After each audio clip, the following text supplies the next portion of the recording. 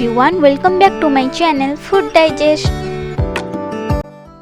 Egg fry rice पई एही सब इंग्रेडिएंट्स दरकार।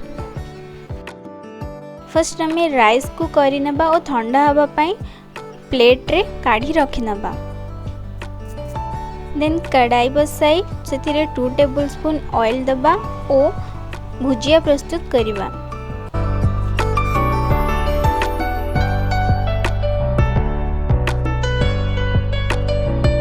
एक भुजिया हो सारे गोटे प्लेट को काढ़ी नबा।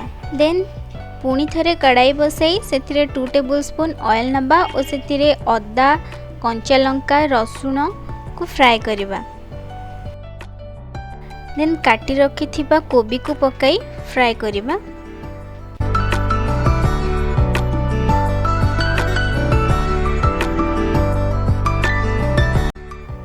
देन काटी रखी थिबा गाजर को ऐड करिबा और कैप्सिकम को मध्य ऐड करनबा।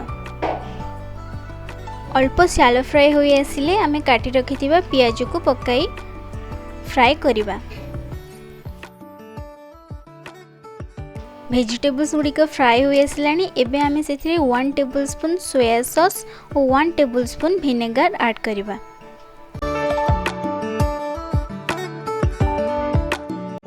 देन स्वाद अनुसार लूण ऐड करिबा और 2 मिनिट्स पई फ्राई करिबा।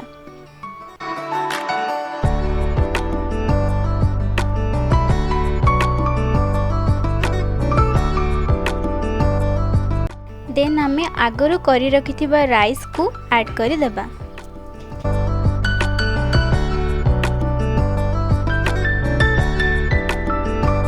देन 1 टेबलस्पून गोलमरिच गुंड ऐड करिबा। देन मैगी मसाला ऐड करिबा। देन आगरो करी रखिथिबा एग भुजिया को मध्य ऐड करिबा और आउ किछि स्वाद अनुसार लूण ऐड करिबा। देन धनिया पत्र ऐड करिबा। प्रस्तुत हो गला हमर एग फ्राइड राइस।